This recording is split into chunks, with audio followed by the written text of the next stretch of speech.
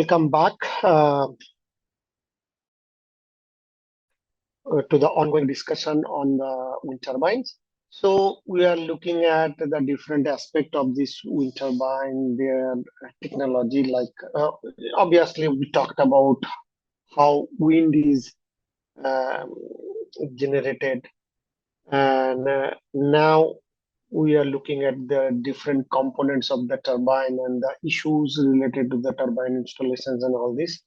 Yeah, the last time that we talked about that as we are increasing with the size, specifically we're talking about horizontal axis wind turbine where power production capacity can be increased by increasing the turbine um, area or the swept area. But yes, when you try to increase the turbine area, you will have different challenges regarding installation, regarding production, regarding design, regarding system level integration and transmission of the electricity, regarding transportation, all these things. So now we can look at that the wind turbines which are working. So these are horizontal axis wind turbine, which are offshore wind turbine. Obviously, you can see these are installations are offshore wind turbines. So that these are working nicely. These are vertical axis wind turbine. You can see these are. It's more like in the blades rotate in this direction. So the radial span of the turbine is not that much. Okay. So these are the turbine which works nicely. Now there are some fancy turbine. I mean, obviously these are conceptual and people are working towards that. So this is some fancy design. These are some fancy design. These are at the certain height on the roadside where you use the wind which are generated due to the passing cars that can be used. And then this one, these are all fancy stuff, and this can be um, designed. I mean, obviously, one has to do detailed analysis and then figuring out the proper manufacturing process and how this can be done. Now, coming back to the simple thing that one has to if one has to estimate the wind energy power, then one can find out the wind kinetic energy and then the wind power. This is your swept area, then the power generated with some of this constant multiplied with the. So P wind is the wind power or the what is generated from the energy of the wind due to the rotation. But then you have this constant. This is called the Bayes limit. So this is a theoretical limit. We'll talk about that once we go or do the detail. Then this is coming from the maximum power value. Then you have a generator efficiency, you have a transmission efficiency. All this you can include in the this what how much power. I mean, one is that how much wind is generating, or through the wind one can generate the power, and then how much can be useful power after considering all these factors and all these things. Okay. So what happens is that this is a simple horizontal axis wind turbine. Okay. If you see that wind is flowing through this, and once wind flows around these blades, due to the forces, there are two forces, lift and drag forces. So when the wind, so this cross section area which is you see here, this is what it is shown here. That means I have the blades over which the air is passes by. Then if I look at the cross sectional area, which is an airfoil, and once the wind flows over that, then there is a lift and the drag force. Obviously, the lift force allows this to rotate the blades. And this rotation is the main or key contributor for the power generation. So obviously, if you see the this is the direction is not correct. The airflow motion is this way.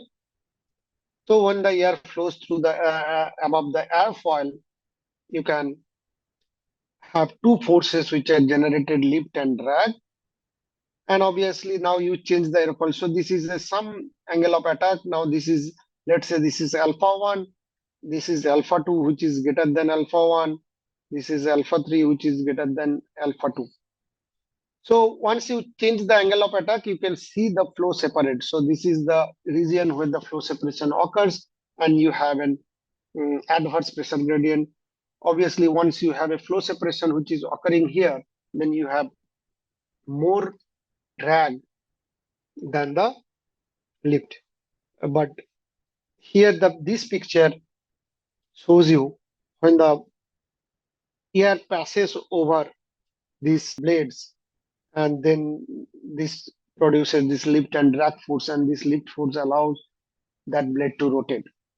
Now, there are other factors which are also an important role, that is wind versus wave distribution. So this is a distribution.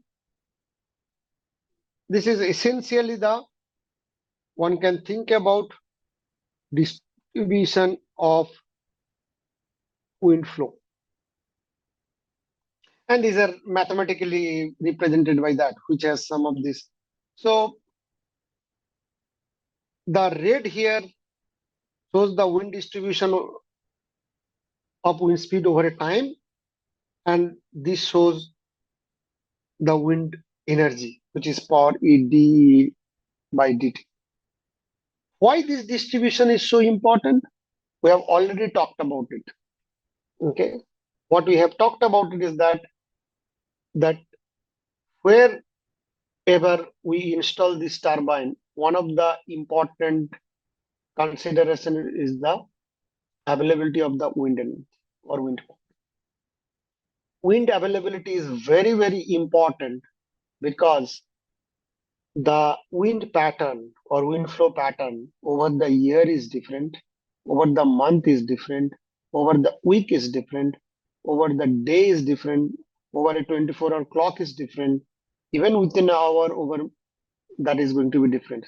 So this variable pattern distribution is one of the pattern which is usually taken into the design consideration of these wind turbine blades, that for a particular location, assuming that okay the distribution is going to be such kind, obviously it's based on some data that one has to measure, and that measurement typically done by the meteorological department, where they try to see the wind.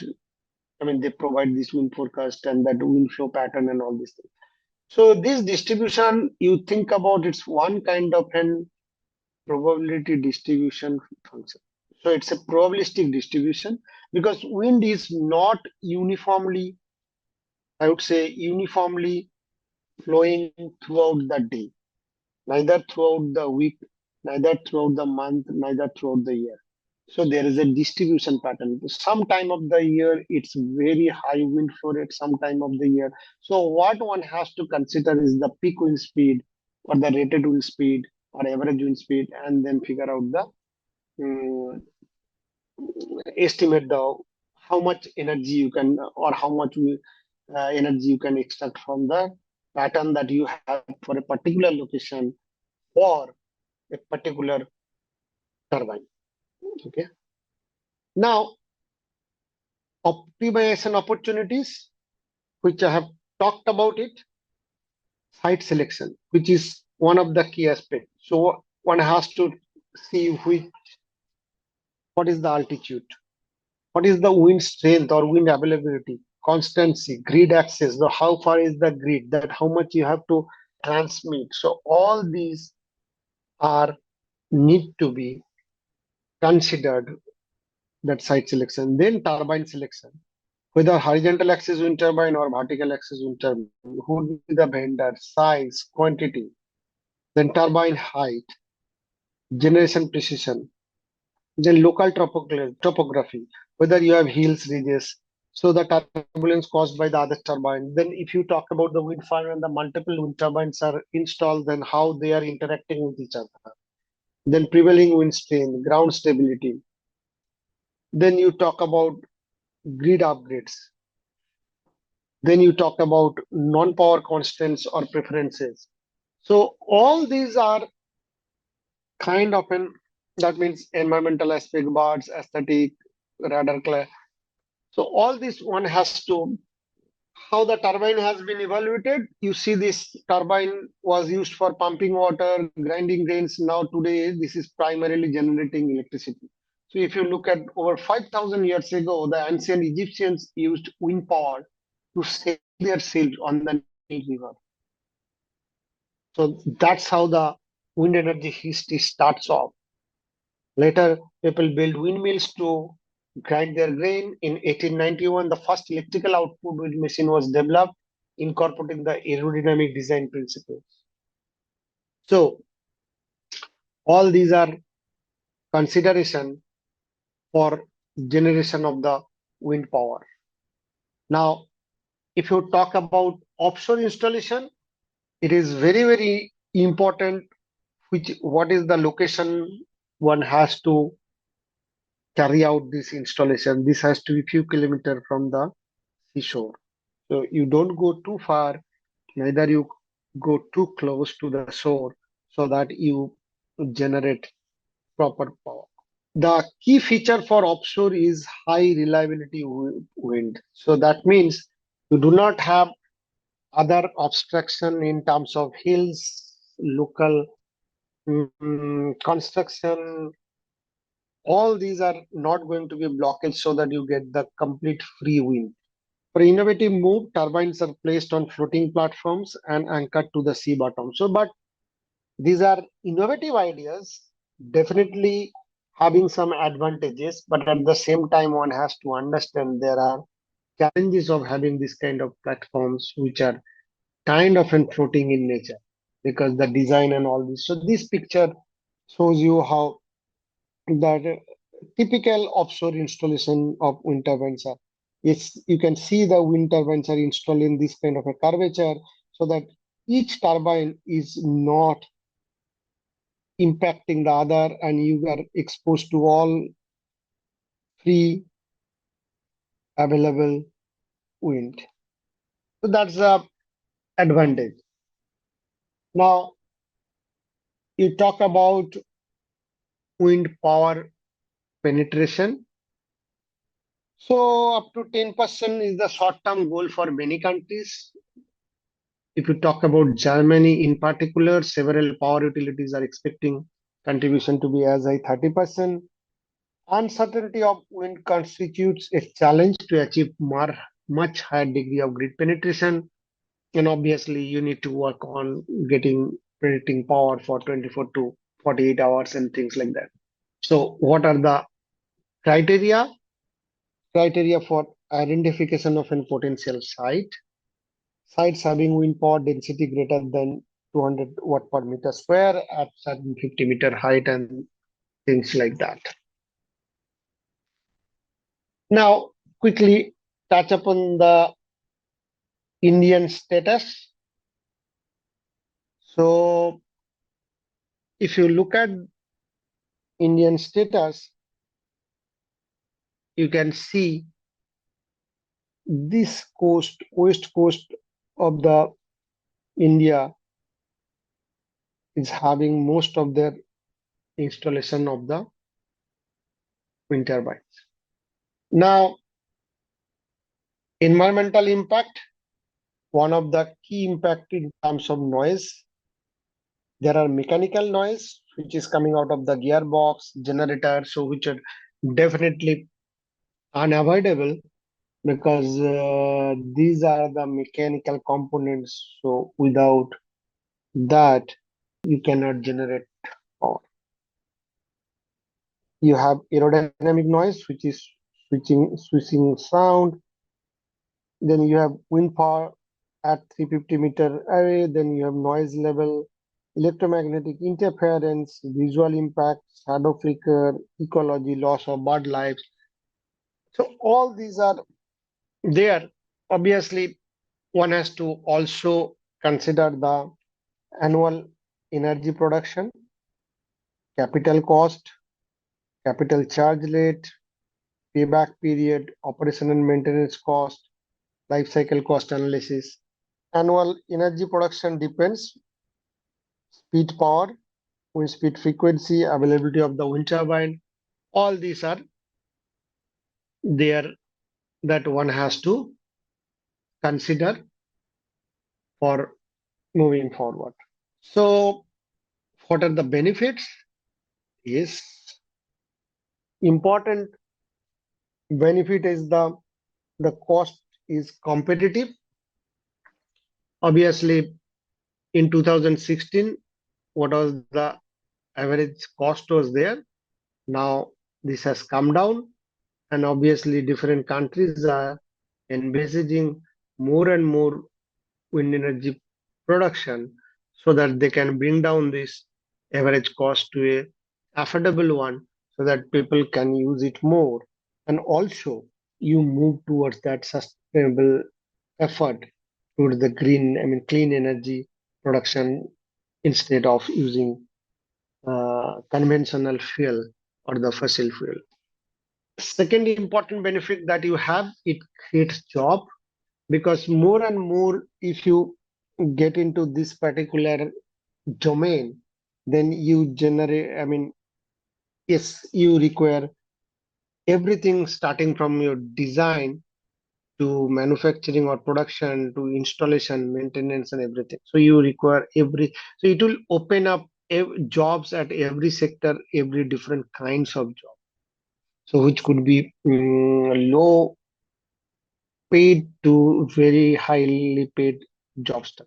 And obviously, since this is an very defined specialized area, you need trained manpower to handle that kind of things. But nutshell, it open up market where you can generate a lot of jobs. On the other hand, if you generate more and more wind energy, it can change or diversify the energy portfolio of a particular country.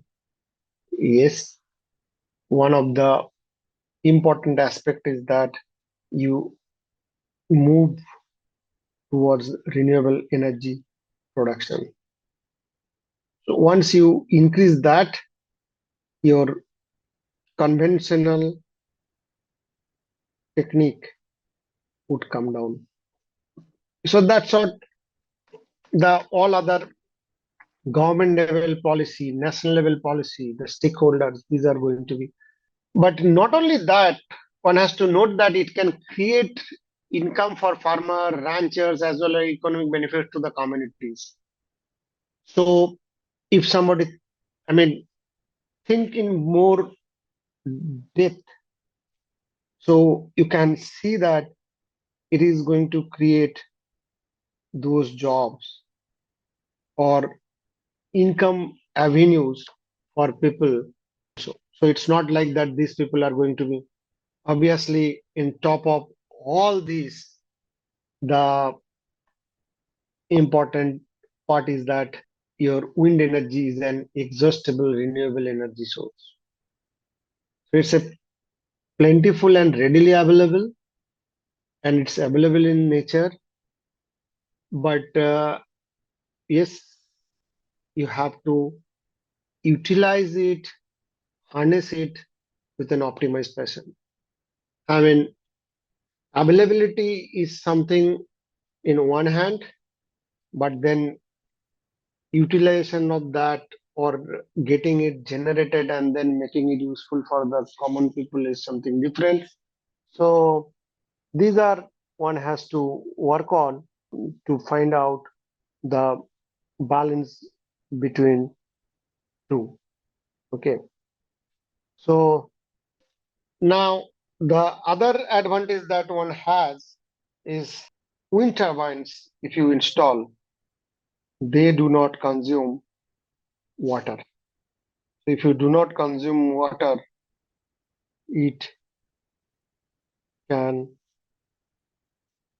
avoid that this drought and all these things by a large amount. So that's another thing that one has to kind of think that why this is advantageous. Okay. Yes, certainly this is a clean because that energy that you generate using wind turbine doesn't pollute the water. We drink on the air we breathe. So wind energy means less smog, less rain, and fewer greenhouse gas emission. If we increase wind power's contribution to eastern grid by 30%, will reduce carbon dioxide by almost 19%. So these are some of the statistics which shows that if you do something, then how much you can contribute to the nature and in an other way towards this global climate change and things like that. Wind energy system have low operating cost.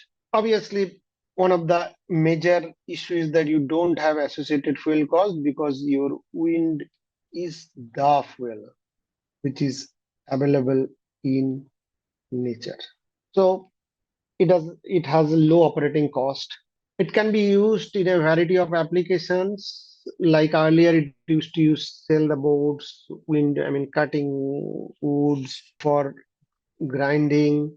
So it depends how you would like to use it for small scale business purposes, commercial use, household use, water farming, ranches, telecommunications. So there could be plenty of places where one can use this one or the generated energy to be used in that kind of fashion. So there are ways one right to think about it. So in the US, it has been widely used, and it's a growing demand for that country where they are use this wind powers and things like that. And yes, more we contribute towards that, that would be helpful because every other country is also stepping in towards that. So this wind and solar energy productions and all this. What it can do is that once you have these high levels of wind energy, which can be integrated with minimal cost increase while providing environmental benefit. So one can see how this CO2, NOx, SO2, these are going to decrease. So more and more you can produce wind energy, you can indirectly or rather directly help the cause towards the climate change, especially the CO2, NOx emissions, it can reduce. So those are the advantage that you have. Obviously, I mean, more details one can find out this website if you are interested, and because these are the pictures and things are taken from those sites, so that but it gives you a fairly good amount of idea what are the benefits, what are the advantages you have, and how one can utilize those advantages towards the development and things like that. So coming back to the important question, so what is needed? Allow wind turbine projects on agricultural land where cultivation is not affected. That is important. More offshore wind power needs to be assessed and explored because offshore wind turbines are having greater or availability of the wind. So that means wind reliability is quite high. What is the need of the hour? There are national plan. This is what we are talking about in context of India. So there are nationwide committee which has been established to have a proper picture of wind source potential of India. Obviously, there are other international agencies which are also pitching in wind turbine installations of 50-meter height or above Obviously, Himalayan region, Jammu and Kashmir, Himachal Pradesh, Ladakh area, desert, Thor desert, Aravallis in particular, other inland areas in general. So wherever we can use some inland. If you look at offshore installations, so higher in Indian context, which need to be more at Bay of Bengal, Arabian Sea, Andaman and Nicobar Island, Lakshadweep for wind atlas of the shore area. So what has to be done is that one has to quantify the offshore part, how much wind energy potential you have with the advanced technique at several places along the shoreline. Then it has to be connected with the national policy. So at the national level, some efforts need to be made. Indigenous development, commercialization of the turbines. It requires massive effort in training manpower for inland offshore wind turbines, related software, efforts for developing Indian version of the wind analysis, simulation, modeling software, wind farm design softwares. Education sectors, one has to develop these courses on wind energy, postgraduate level, and so that different institutes can train their students on these things, how this wind energy works and how they can be further. Then you can do repowering, so replacing older, less efficient turbines with the smaller number of more powerful recent ones. You can meet the targets for renewable energy, develop nation regulatory frameworks to expand renewables, including financial frameworks, grid access, regulations, and all these things. So these are highly important so that you can meet certain fulfill targets and things like that. Specific policy mechanism. So the market for generated power needs to be clearly defined at national laws, including long-term fiscal measures, to also to minimize investors' risk, ensure an adequate returns of the investment. One has to also look at the electricity market reforms. So you have to have removal of the batteries to market entry, removing substitute to fossil fuel, nuclear, and social. So these are more like in most of the electricity market now is kind of occupied with this kind of stuff. So that one has to. So these are the things.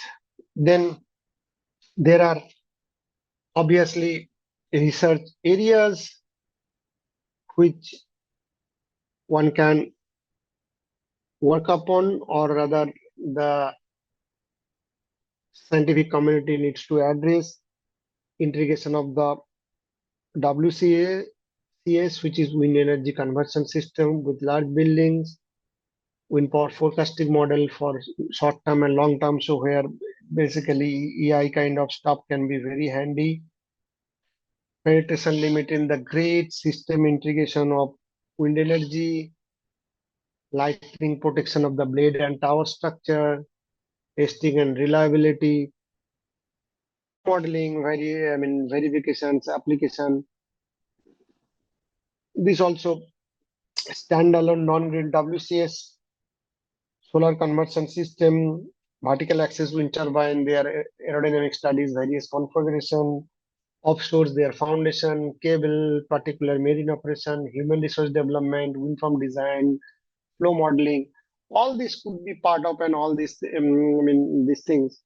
So these are quite a bit of open areas where the community needs to work together to have better design, better installation. So obviously, if I conclude by saying that wind power is an emerging, is an environmental friendly alternative to meet the ever increasing world demand for electricity at an affordable price. But lot of effort has to go in. Obviously, there are plenty of efforts have gone in, but still there are areas to improve upon, and then depending on the country, some customization is required, and this can take to the longer way. towards the renewable energy production. Okay, so thank you. I'll stop this discussion here, and now we can look at the wind turbine technology and things like that. So slowly you can see how we are moving forward with the discussion in this particular course. Okay, thank you.